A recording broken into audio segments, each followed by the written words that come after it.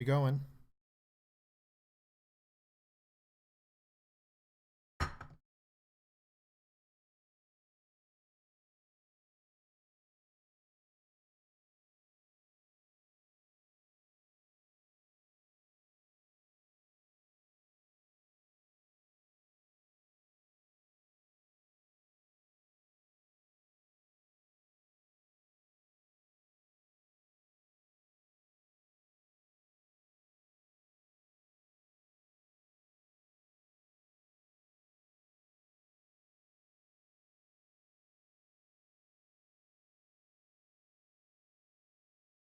Okay, are we getting sound through?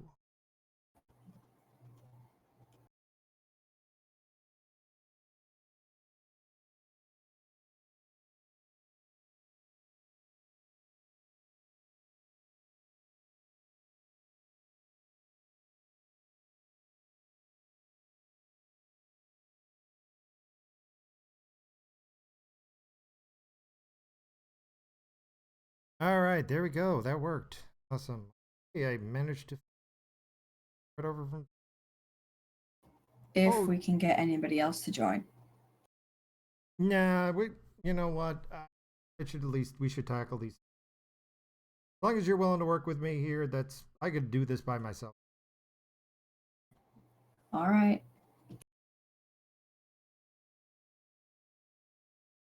Topics. Uh, okay. They're, Starting over from. Oh, sorry. I was going to say they're in the chat, aren't they? No, those are old. That's lingering there, probably from like an. Any rate, starting over. I am Unthoff Neverborn, the best that slumbers. You're listening to Eldritch Rants. Learned something new today, how not to show a video to everyone. It's been deleted and we're starting over from scratch. And a little more humble for reduced in our panel of experts. Get some sleep. Fortunately, we still have Atheist Junior here backing me up. I appreciate it. Glad you're a night owl like me. We'll just start over from the beginning here. We're going to start over with the hearing was delayed for the teens accused of high school rape in Rockville. I'm sure most people have heard about this. We didn't talk about it in the topic because, well, I was concerned that I don't want to rush to judgment. A bunch of people were yelling about, oh no, they're illegal immigrants. This is why we need a wall, etc., etc. However, recent development is that there have been revealed text messages showing that the girl agreed to the sex. So, admittedly, a 14-year-old really can't give consent. I believe in Maryland, the age for boys is 16, or at least 17. Problem is every state's a little variable, and I haven't checked all the laws recently. Regardless, being as young as she is and situation involved, it wouldn't surprise me if the attorney involved wanted to seek trying them as adults anyways. Again, my point for bringing it up is not to talk about the individuals or whether or not horrible or tragedy, but the fact is society as a whole tends to rush to judgment, and I don't think that probably it should be in the open form at least until it gets to a grand jury. At any rate, any thoughts on this? No, and you were correct. According to my research, which is a quick Google search, the age of consent in Maryland is 16. Yeah, I think we just pretty much have come to the point where if you're male and you're in the United States, try not to stick your dick in anything. It's not safe. Or in Just not some safe, period. cases, look in anything's direction because you might be accused of stare rape. Don't fart on the subway. You might be accused of fart rape. Don't spread your legs too wide. You might be accused of manspreading. Yeah, I mean, let's face fact. Not pretty, but at this point, it's just safer not to. So, in many ways, when I look into MGTOW, I say to myself, you're not doing society any good. But on the other hand, I'm going, you know what? I can't blame a single MGTOW. As a because, MGTOW, I fully support that decision. yeah, I mean, it's up to you. You got to think of yourself. You got to take care of yourself first. Honestly, it isn't safe. That's the only thing I wanted to bring up on that topic. Moving along.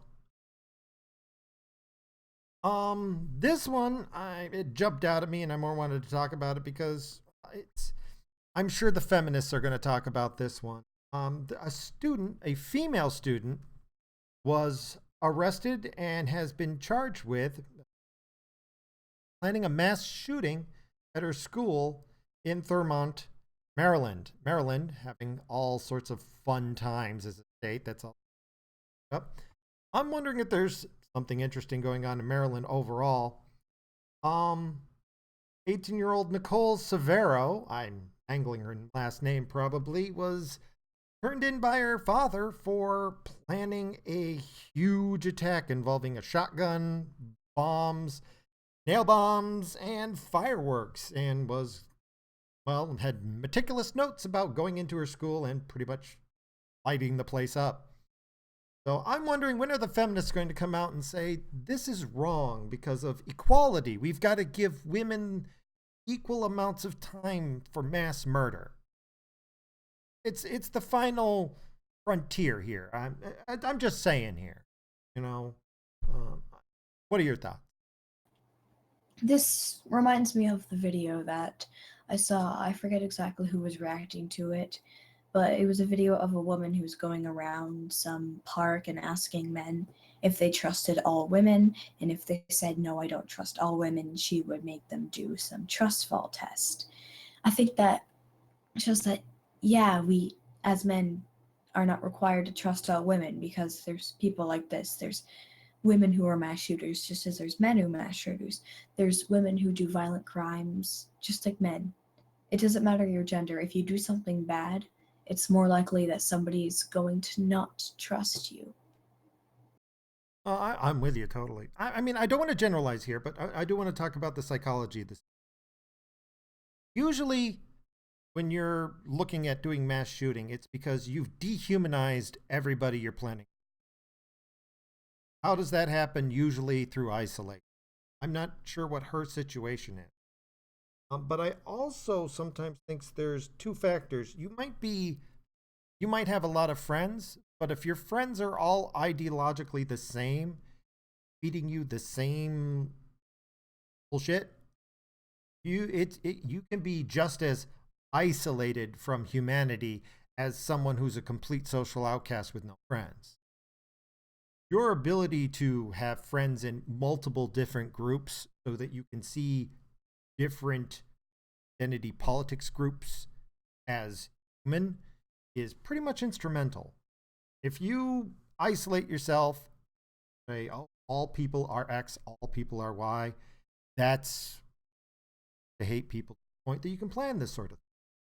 To say that you should trust women because all women care about, in my opinion, say that probably men are more altruistic to strangers, and women are very altruistic to family. And in many ways, I've talked about it before, called the Dunbar empathy limit, which is there's a point you just can't give a crap about any more people. Men seem to be able to put things in a certain perspective where I don't think that they're empathetic and rushing into a building to save people's lives, but they've more along the lines built up a code of ethics that requires them to do that. And when you try to move beyond your small group, you need to have that. You have to have that code with dealing with groups, because you can't rely on your feelings with dealing with it. Just too big. You just can't empathize with 1,000 people. You can't. Nobody can. 10,000 people, 100,000 people. Complete strangers at glance. You can't do that. So you have to have some sort of code. As a society, we've really been getting rid of that. Everything's good. Everything's fine. No, no, no. Don't be shamed for anything. And that, in my opinion, the problem. I mean, let's face facts. You probably wouldn't have had a woman mass shooter if he had been approached and given some sort of code of ethics. But we don't teach that in school anymore. I know you know more about this than I do. What do you think? About what specifically? What they're teaching in school, like morality and ethics, and sort of like how to view other people. I definitely don't know much about universities and high schools, but as for the grade I'm in, which would be considered middle school, I think, in America, they really don't teach much about ethics. Yeah, it's more based on the normal subjects like history, geography, science, nothing life skill based, nothing that would help you in the future, whether it be with your people skills or with not planning a mass shooting of your school. Yeah, from what little research I did manage to look into this for modern schools, the problem is it's kind of hard to get the information. Kind of worried about that myself, but it seems to be usually a school's methodology of dealing with problems like this is always to react and not to inoculate against. It isn't until afterwards that something like this that they trot out the, usual suspects. Oh, it's we need more gun control, blah blah. And then they bring in a bunch of psychologists to tell all the children, don't kill everybody, it's bad. And everybody knows it's bad to kill everybody.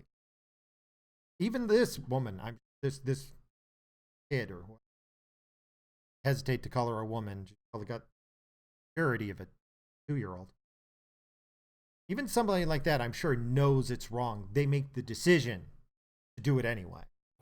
Yeah, I would say it takes a lot more than just isolation to have someone make that decision. There has to be something wrong in their head because I'm a fairly isolated person, and by that I mean there's not a single person in my school who would dare talk to me, and I have never killed a man, I don't think.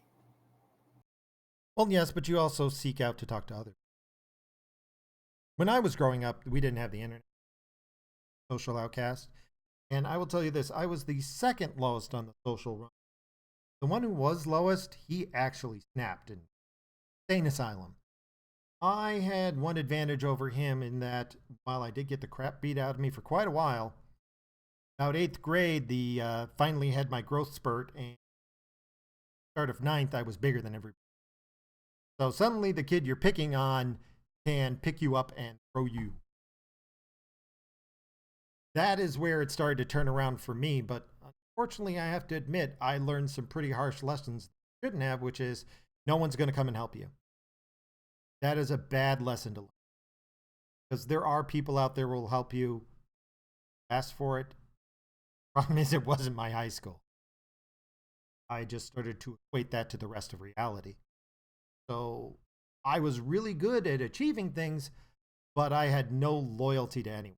And every bank I worked for, every business I worked for pretty much the first 10, 12 years, and they all in one way or another collapsed. I'm not saying it's my fault, but I will say the crowd I hung out with, we were all pretty much the same. We were all, as I say, type A plus personalities. We were really ambitious with absolutely no loyalty to anybody but ourselves. We've been creating a bumper crop of men like that. So, in my opinion, here in America, it's no wonder we have such ruthless politicians who only think about themselves, or such ruthless businessmen who become the CEO of banks that have been around for 200 years and drive it into the ground, all so that they can cash out. Sad, but that's what we've been doing with our. We clearly need to start to teach people, hey, other people are human, not just that, but how to talk to other people. Seems to be, I don't think it is anywhere. It really isn't. I mean, personally, like right now, I can talk somewhat. I mean, I stutter here and there, I get some words wrong. But when it comes to talking in front of people in person, I freeze up, and there is nothing in schools that helps you with that. The only thing that's helped me even a little bit is going to therapy, but even that hasn't really done jack shit for me. Well, I hope you got an old therapist because the younger ones have a lot of social justice. Yeah, I got one of the younger ones because I specifically got one to get the legal shit done with changing my name and getting me started on testosterone and shit like that. But soon I'm going to be moving to a different place. I've become an outpatient in some clinic. I have no idea what it's called. I understand. But, that's your own personal detail. Thank you for sharing. I'm hoping things will change. As I've said before, my personal opinion is what causes corruption, monopolies. And that's what isolation is. Or if you've got a very small group that all think the same, that's a monopoly of thought. Without your monopoly being challenged, without having any sort of pushback from outside, sometimes really bad ideas get amplified. I would like to. I'm going to check up on this at another time, and if it gets more interesting, I just wanted to bring it to the forefront that we don't get a lot of female mass murder, and so this one stands out.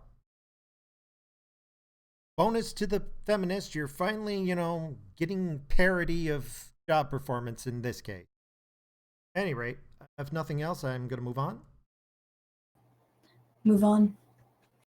All right, as we talked briefly to Mr. Gurr before, this was one of the topics we talked about, which was Gibraltar, the very tip of Spain, part of that little isthmus that you get into and out of the Mediterranean Sea, is owned by the United Kingdom.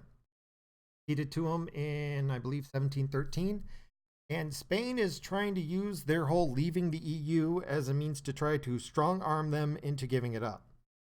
Now, I've looked over the notes. They're kind of sketchy, but I don't see Spain having a hope in hell of keeping it.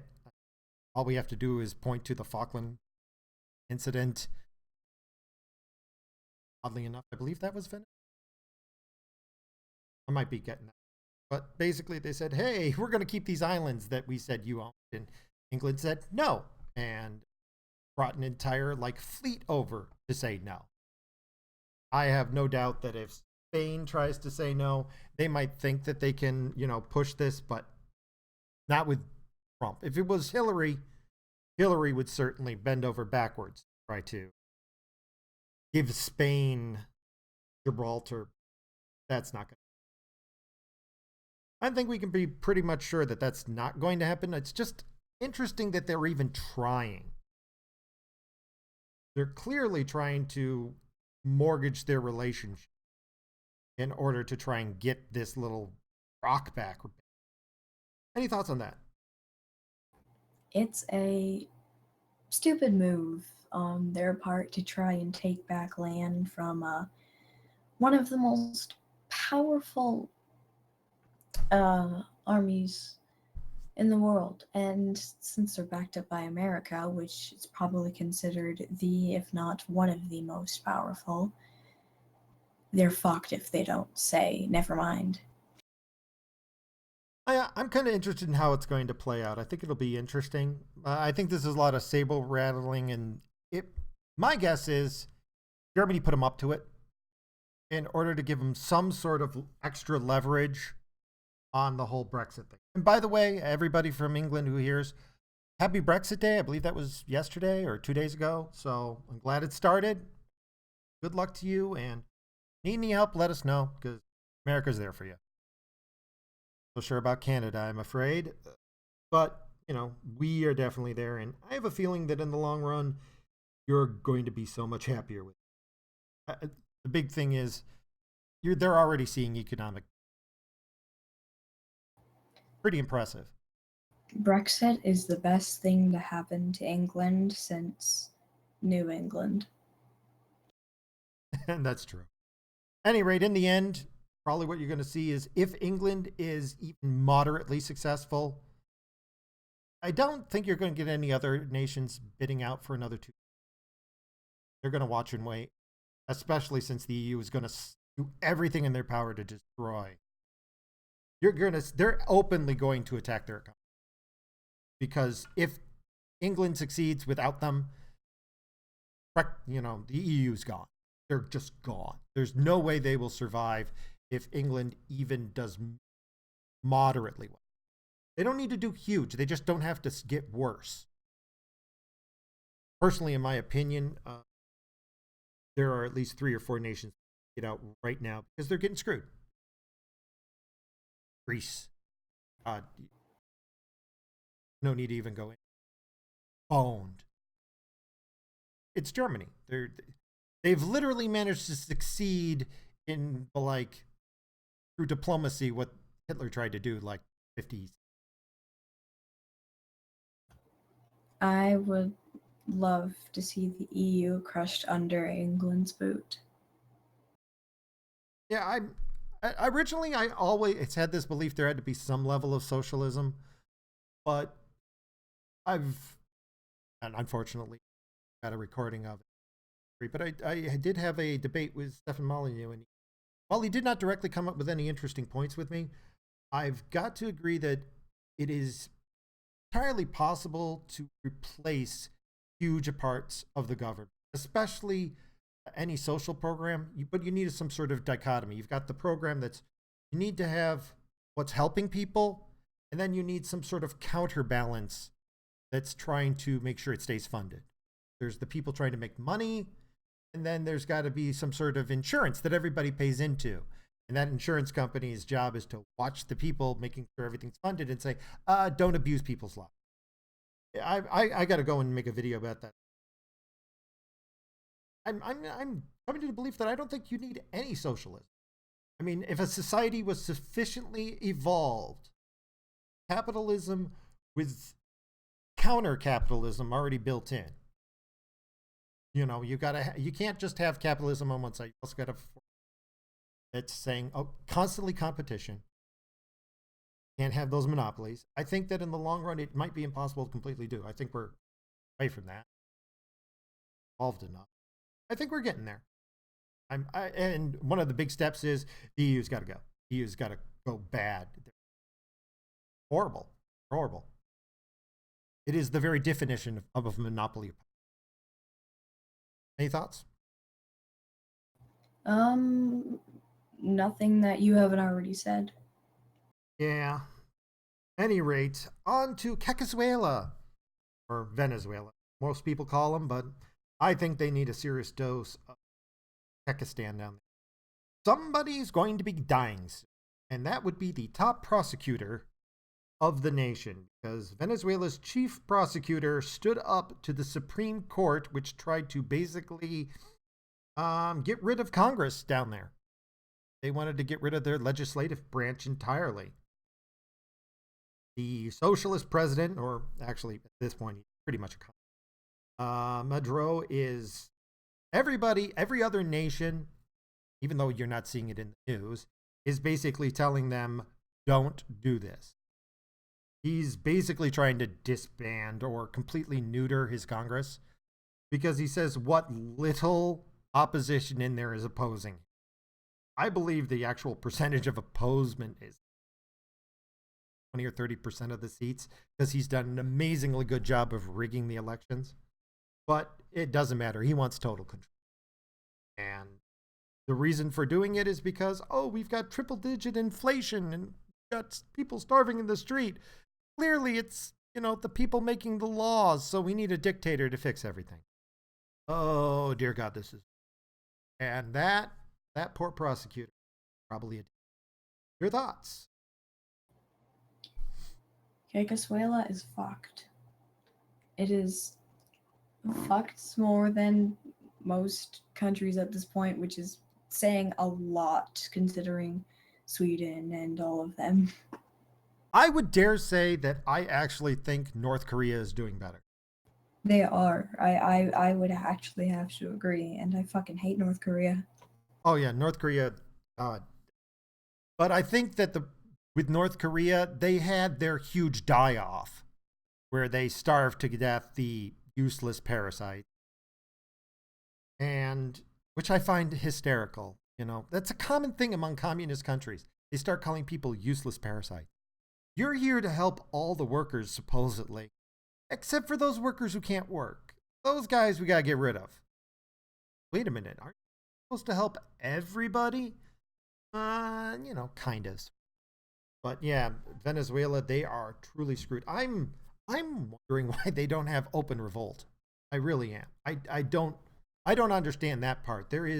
I've looked into it. There is no organized military coup going on. I'm kind of puzzling as, but maybe their military is very well funded and everybody's terrified of them. What little I've been able to look into, because unfortunately, Spanish seems to be don't freaking care, or they've all drank the Kool-Aid. Not sure which. They just need a fucking militia. I don't care how powerful their army is. An army can't take down an entire country of angry civilians. Yeah, this is true because usually most army people look at the civilians and go, "Hey, that's my family out." At this point, from everything I can tell, the military is the one holding all the. They have pretty much stayed out of all of this. They haven't made any decisions and have just let things ride along. But if the military does decide that their constitution or Bill of Rights or whatever, call it down. If they decide that it's being violated and actually decide to do something about it, it's going to be a mess. But it's probably the only way this is going to reverse. Because if the president gets his way, it's a communist country. It is. From that point on, there is no stopping him. He can do whatever he wants just by. If the military isn't going to stand up to him, nobody is. Sometimes there's got to be a lot of bloodshed to prevent the worst. Well, as I always say, everybody's life has a purpose, and maybe Venezuela's existence, well, their purpose might be to serve as a warning to everyone. Again, the other thing that I bring up is nobody talks about this place. Nobody talks about it, and we need to. This needs to be talked about all the time because it is a perfect example of what not to do, which is why I believe it's a. At any rate, if no other questions, comments, we'll move on. This is. Yep. Mexico City subway is using genitals in anti-harassment. Guess what they're doing? How the fuck is that even a good marketing? Like, I get maybe some shock value, but how the fuck does that work? You've got to hear this. This is amazing. I'm going to read it. They, in subway cars, removed seats and replaced them with molded sculptures of a nude male torso, complete with prominent genitals. Why? Because in the ad, 9 of every 10 Mexico City women have been the victim of some type of sexual violence during their commutes. The problem is so bad that the city subway system has special cars for women only at rush hours. However, in the very person who quotes this says, in Latin culture and in many other cultures, the idea of giving compliments, of saying things or wolfish looks aren't considered violence. So what this campaign is saying is that all these behaviors do constitute violence. They damage women, but they also damage. Oh, dear God. I have no words. It's what's been going on in Japan with the man spreading. Oh, did you hear about this one? In their subways, they put feet on the ground, put outlines for men to put their feet in on the subways. And if they don't put their feet in those outlines? I'm not entirely sure about that, but I think right now it's voluntary, but how long until it's story? Although last I heard they may have been discontinuing it because it was too expensive. Because it apparently is expensive to glue feet outlines to the bottom of all your stuff. Get a can of paint and a Because stencil. it's more important to save money than to prevent any sexism against your citizens, and it's more important to, save that government money, being one of the most There's just no good. profitable places on earth There's without no offending anyone. there's no right answer. It never should have been done in the first place. Trying to find an excuse not to do it. That's what it sounds like to me. But Yeah, it never, basically. like, they did it for a couple of subways and then it kind of petered out, which it should have, but it never should have been. This is nothing more than basically social justice making its way to Mexico. And here's the problem. I don't know enough about actual Latin culture to make a decision. I think in the long run it's going to be horrible. And maybe there is some sexism.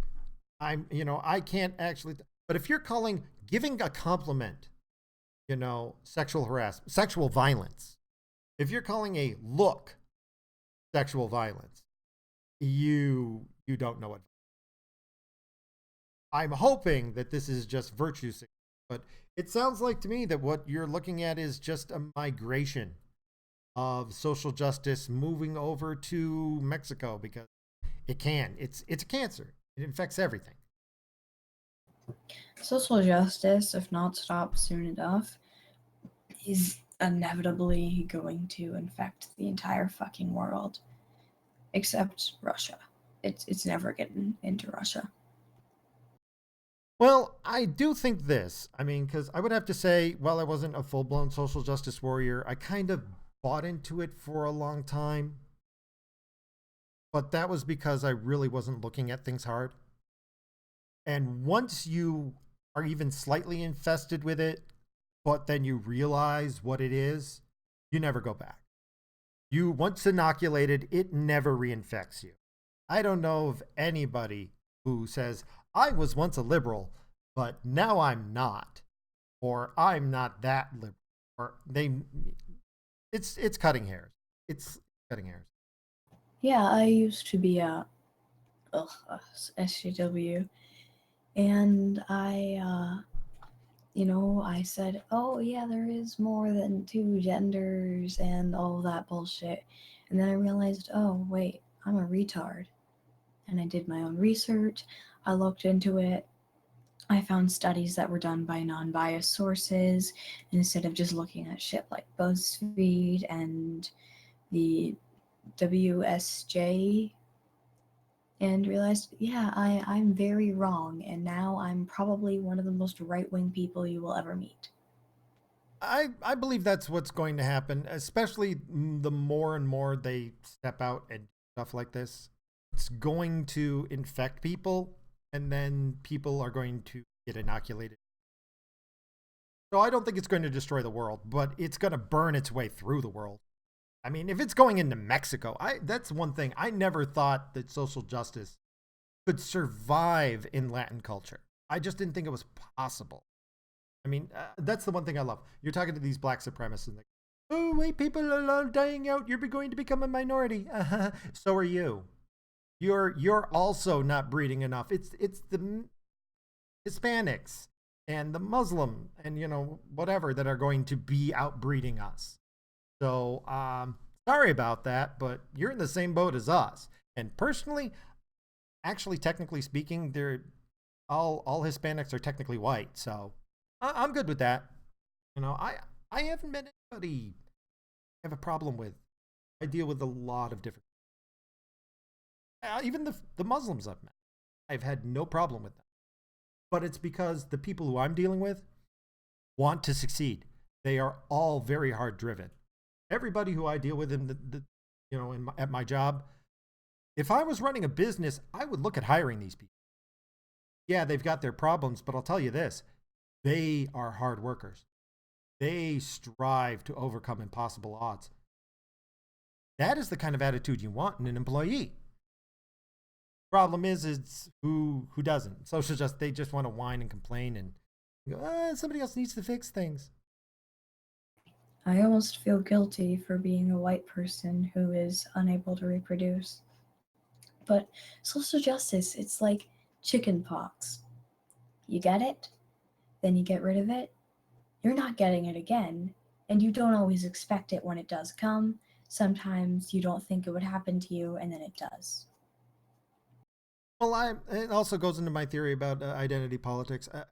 I've been looking into all the different groups. I have to say, there seems to be a recurring theme. KKK, right wing, alt-right, social justice, ultra extreme feminists, Muslims to some. There seems to be a core group that may or may not believe what they're saying, but they're the ones who definitely make a profit. And then there's this cloud of useful idiots who all really believe the cause. And many of them get fleeced. And then there's the group that they claim to be they're a member of. Now, sometimes this dynamic pretty much defines most of the group. Usually it doesn't. And that, unfortunately, there's this vocal minority whipping up the useful idiots to create the impression that all black people are behind Black Lives Matter. I know of nobody who's, and I deal with, think, wow, there'd be Black Lives Matter here. No, they pretty much know bullshit when they see it. And they know a con job when they see it. There's one thing I'll give you about Central New York. They know a con. Don't try to con anybody around here. People are very... That's why I don't think it's really caught on around. I believe there was a Black Lives Matter rally here. Held it in front of the Justice Center. And this is the great part. The newspaper and everybody, they got up really close to these protesters, like 2 feet away when they were filming them and stuff. There were only 6 people. There were only 6 people out of a couple of million people in Central New York. And that, I think, is telling. And, of course, the media was trying to play it up to go, oh, look, Black Lives Matter is this huge group. And no. If you never got any far shots. Pretty bad. I think that, as I said, there's a certain level of people with certain natural resistance. And some people don't. So, but eventually this is going to burn it. Yeah, like what you said before about how the black people that you work with definitely aren't with Black Lives Matter in their narrative.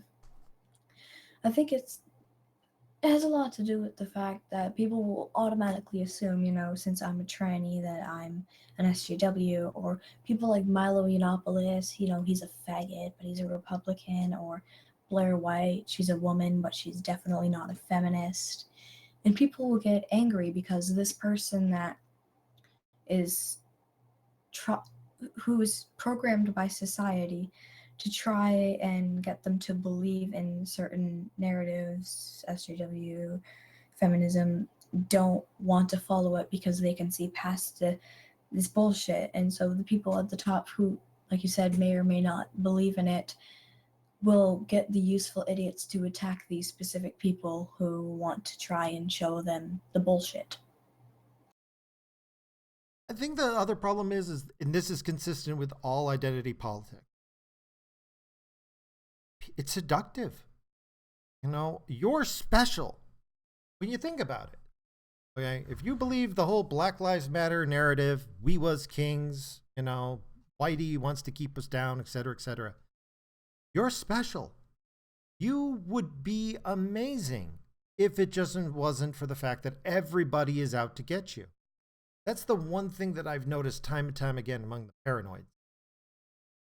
It really is all about their ego. When you point that out, sometimes helps them when you say, great, wouldn't it? Everybody's out the government. No, the government isn't doing that. But it would be great if they were, because then you would be so hyper important that the CIA went through all this elaborate problem just to put a tracking device in your teeth. Wouldn't that make you somebody special? Wouldn't that make you important? It's far better than the alternative, which is you're just a normal schmuck like the rest of us and kind of sucks and not much special about you. Which do you want? To be afraid but to be important? Or to be unimportant and ignored?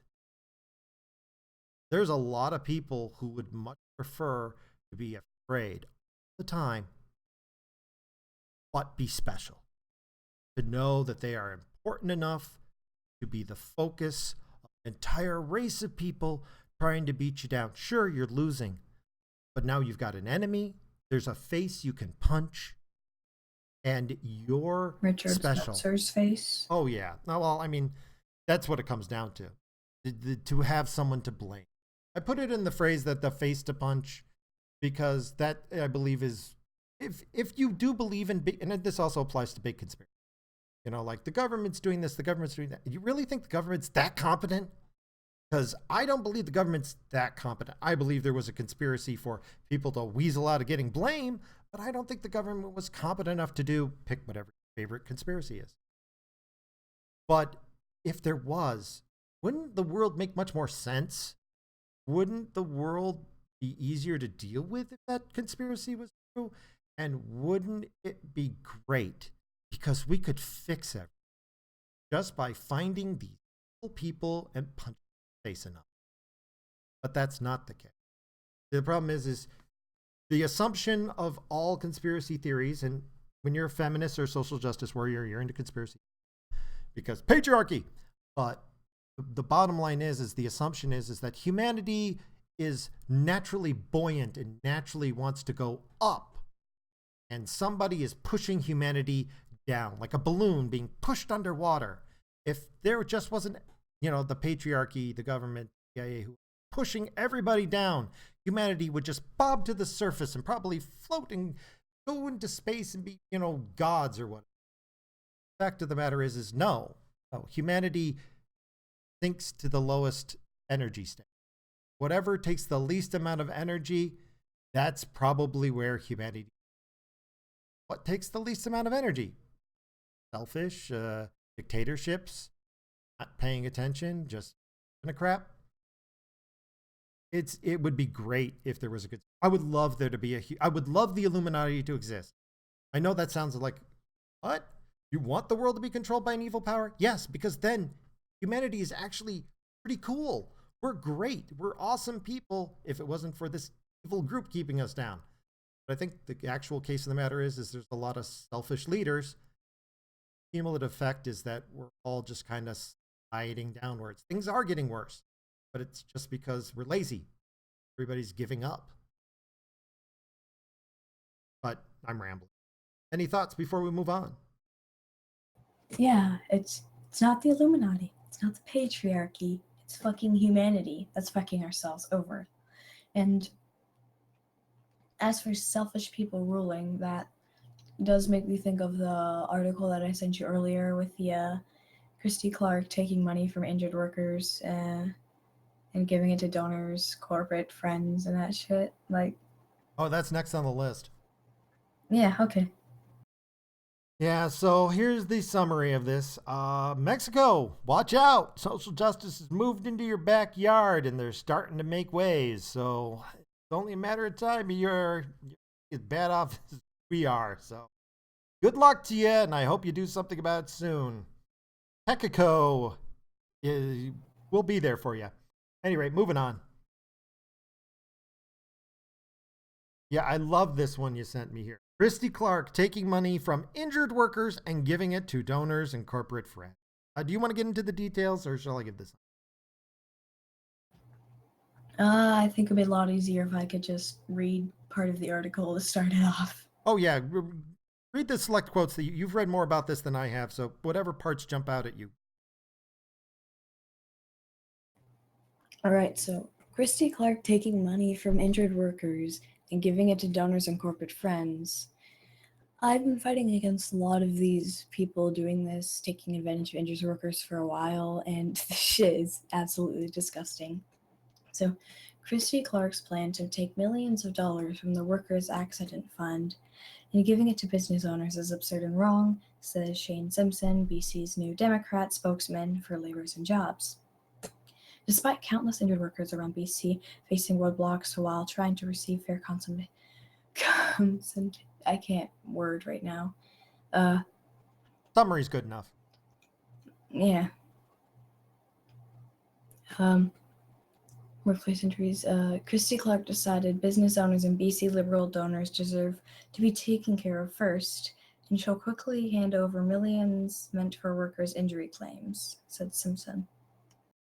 Yeah, this is absolutely systemic, and it's part of the ongoing thing that I'm trying to look into. Unfortunately, I'm not quite at a point where I'm comfortable making an entirely movie about video about it, but yeah, I'm glad you brought this up to me because it seems like to me originally I was thinking, oh, there's a conspiracy regarding the whole mumps thing. I don't think there's a conspiracy, but I think there is a conspiracy to disassemble Canadians like healthcare and like their safety nets. It's bizarre. Like they're so socialistic, but at the same time, it seems like they're moving socialistic over to corporate welfare, but not the good kind of corporate welfare that encourages multiple businesses, but crony capitalism. They're disassembling their own safety nets, and it makes no sense unless the bottom line is there's some really greedy politicians who are basically trying to rip everybody. This is again a monopoly of power, hands of people who apparently just doesn't care about people. There's no other explanation for it. She is literally stripping money away from injured people to give to people who don't need it, companies. I don't even understand why. And I think that's part of the reason why there's the shortage of the mumps vaccine and why there's the shortage of medical treatment for the incoming refugee. And that seems to be all systemic and part and parcel of the same central problem, which is your government's fucked. Sorry, but crazy. If we can't even take care of our own civilians, our own injured workers, why the fuck should we be forced to take care of thousands of immigrants, refugees that aren't Canadian? Like, I'm not a nationalist. I'm not very, Canada first, but we should take care of the people who actually work for our country before letting in people who haven't done shit for us. I'm kind of back to the way it used to be. The problem is I don't know how we do it these days, but it used to be in America. Come on over, everybody's welcome. Don't expect one thin dime. 2/3 of all immigrants went back home or went somewhere or died. So we got the top 1/3 of people. So in the end, we got the best. We said, come on over. If you can survive, you're welcome to stay. And it worked because America was filled with the best the world had to offer. Somewhere along the line, we said, come on over and we'll help you stay here. No, you can't have a free lunch and an open door policy. You can have a free lunch for all the members of the club, or you can have an open door policy, BYOB. Can't have both. And Canada's trying to do both, yet at the same time, trying to screw over injured workers. The only thing that I can think of is the communism is strong in this one, which is we must get rid of the useless parasites. Because that was one thing that I remember from when I was a kid. I'm half Polish. I forget the exact figure. It's pretty much half. Third Jewish. It's weird, the family tree. Basically, 40% of the family tree got wiped out by the Nazis. The another 40% got taken out by the Russians when they occupied. My father was adopted, so there's no family tree on his. When you looked at this, they would talk about how Russia really hated cripples, really hated the disabled, really hated people who could not work. They were useless parasites. You couldn't work. Being in communist Russia was a really bad place to be. So too for all of the satellite occupied countries. That's the only thing that I'm thinking of here. That she has gotten into her head that we must, get rid of injured, useless parasites. At the same time saying we must help all people. You can't do what? That makes no sense. It's completely contradictory. But the only way it works is in the mind of a communist. Thoughts? I have to agree, and it's You can't disagree with pathetic. me. I don't want you to agree with No, everything I no, say, but just I do for the most part agree with everything you say. all right. I'll have no comments. I understand. It is getting late. It's not no comments. I'm just tired, What not else to enough add? caffeine. Understand. Well, we've got only 2 more things to go through real quick. Then one's we'll save the best for last. Real quick here, Chicago police, Chicago, which had the whole "hey, we'll stay out of your neighborhood and never go in again." Apparently, the deaths have been getting so bad that Chicago police has finally decided to go in. 7 people were killed, I believe, yesterday, including a pregnant woman shot pretty much point blank in the head, but that has not been confirmed. But, I mean, in 12 hours, 7 people got murdered. So finally, I like to think that they finally grown some balls because of Donald Trump's and all. The cops are finally going back in. And they aren't just going in, they're going in with like 2, 3 at a time and just standing on corners. And that's what you need to do. The whole broken windows theory, where you allow broken windows, it escalates until an entire neighborhood goes. Well, you've let the neighborhood go to hell, so at this point, it's a lot more work. I'm hoping this might be a turning point. Hoping, to say the least. It's still a It's quite- Democrat. I would have to say it's quite terrifying for cops when Obama was in office because there wasn't much to protect them. And at that Black Lives Matter rally where the cops were there to protect the Black Lives Matter protesters and they got fucking shot. I mean, that's just one example of how dangerous it was and still is to be a cop in America. Well, the big problem for cops is if you're in a Democrat town, you're screwed. Chicago's still a Democrat city. I mean, by the way, in case anybody says, hey, Democrats are great, look at all the cities that are controlled by Democrats pretty much exclusively and tell me which ones are great. But that's pretty much all I wanted to bring up on that one. So keeping an eye on Chicago. Hoping. And last but not least, it wasn't a hack, by the way, but somebody managed to get basically a blog on BuzzFeed. And they made their blog Free Kekistan. It's amazing to see. Kekezuela's welcome. It's just endless tech propaganda on BuzzFeed's website, and I love it. I just thought, slow clap here. Good job sneaking in and letting them give you your own blog on their site so you can make it. I believe it's down now. But you can see it on archive.fo/W low D capital P capital K low U. Thoughts? Maybe you should put that link in the description. That would be very useful. Oh, yeah, I should do that. Yeah, it's amazing. That just shows how naive BuzzFeed they are to allow someone to do that, and how terribly sad it is that they would take it down. I'm quite upset over that.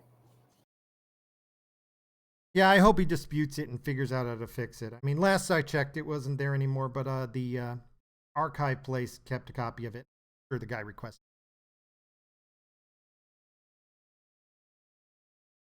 But yeah, that was on the happy note. I just love this. Uncle Pepe wants to defend Kekistan from the normie invasion. They even got a fake tweet here from Donald Trump. Eldritch. Yo, what's up?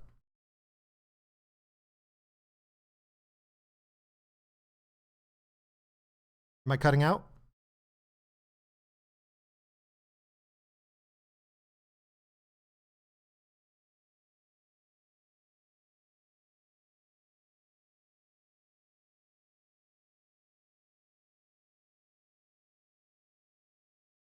Hello, can you hear me?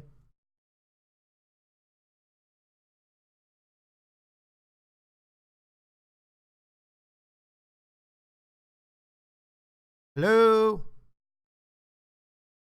Testing. Anyone there? Did you cut out or did I? We're going to try turning on the volume and seeing it. Testing, testing.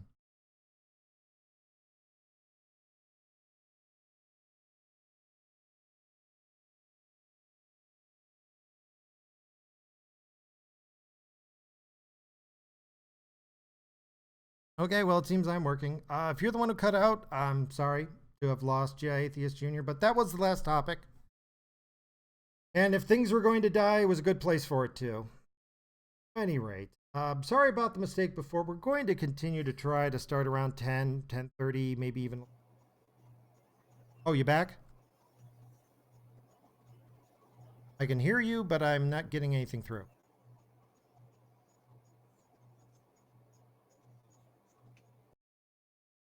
Odd. Oh well. At this point, this is probably a good place to wrap up the stream. It's almost an hour.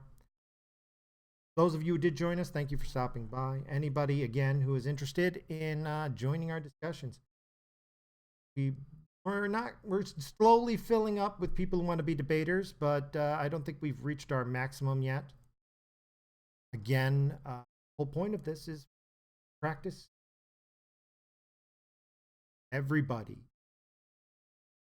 Everybody starts expressing their opinion. I don't care what it is.